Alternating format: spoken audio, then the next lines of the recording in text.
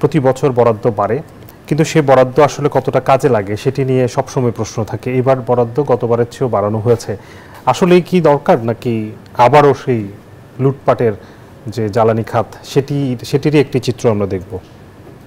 ধন্যবাদ। না, লুটপাট তো এখন আর হওয়ার কথা না। এখন যদি যেটা হয় সেটা অন্যরকম একটা মিসম্যানেজমেন্ট অর গভর্নেন্স। আমরা তো ধরেই নিচ্ছি আর লুটপাটের আর সুযোগ নাই।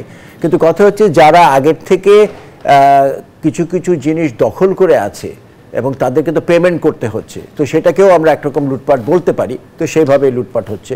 কিন্তু কথা হচ্ছে আপনি যেটা দেখালেন 32,000 কোটি টাকা, এইটা কি সাবসিডি সুবিধা এই নাকি ওটা আলাদা? ওটা আলাদা। তার মানে 32,000 কোটি টাকা তারা বলছে যে পাওয়ার সেক্টরের খরচা করবে। আর এনার্জিটা আছে আপনার কাছে, এনার্জিটা কত? এনার্জির ইয়েটা স্যার কোনটা? এনার্জি পাওয়ারে এটা এটা হচ্ছে টোটাল পাওয়ার এবং এনার্জি। ও পাওয়ার আর এনার্জি, ওকে ফাইন। 32,000 কোটি টাকা পাওয়ার এনার্জি তো দিতেই হবে, কারণ এখানে এত একটা ইম্পর্টেন্ট সেক্টর। কিন্তু আমাদের জানা দরকার, আমি যেটা ওখানেও বলছিলাম, যে আমাদের এনার্জিতে কত দিচ্ছে আর পাওয়ারে কত দিচ্ছে। আমরা দেখে এসেছি যে গত 15 বছরে সব সময় পাওয়ারকে প্রাধান্য দেওয়া হয়েছে, এবং পাওয়ারকে প্রাধান্য দিয়ে এই যে এই এতগুলা পাওয়ার প্ল্যান্ট করা হয়েছে, এতগুলা ইনফ্রাস্ট্রাকচার বাড়ানো হয়েছে পাওয়ারের জন্য, হ্যাঁ, কিন্তু আমাদের এনার্জি যে যোগানটা দিতে হবে সেটার জায়গায় কোনো আমরা দেখি নাই উদ্যোগ। খুব কম টাকা দেওয়া হয়েছে। তার কারণ হচ্ছে যে এনার্জির বেশিরভাগ টাকাটা লাগে কেন?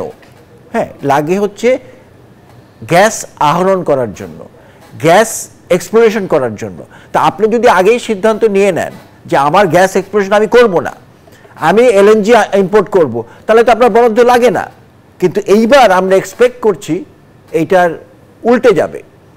কারণ হচ্ছে যে সরকার বলেছে তারা এই বছরের মানে সামনের আর্থিক বছরের শেষের মধ্যেই তারা 50টা এবং আরও 27-এর শেষ পর্যন্ত তারা আরও 50টা, টোটাল 100টা ওয়েল ড্রিলিং করবে।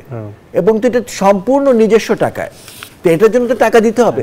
এবং এটা অত্যন্ত গুরুত্বপূর্ণ, কারণ এখানকার সাকসেসের উপরেই আমি মনে করি ডিপেন্ড করবে আমাদের ভবিষ্যৎ এনার্জি প্ল্যানিংটা কিভাবে হবে। আমাদেরকে যদি এলএনজি ইম্পোর্ট করতেই হয়, তাহলে আমাদেরকে একভাবে চিন্তা করতে হবে, আর যদি আমরা নিজস্ব গ্যাস পাই তাহলে আমরা একভাবে আমার প্ল্যানিংটা করব। তাহলে আমাদেরকে বরাদ্দ যেটা হবে এই 32,000 কোটি টাকার মধ্যে অবশ্যই সিংহভাগ আমাদেরকে এনার্জি মানে হচ্ছে ড্রিলিংয়ে দিতে হবে।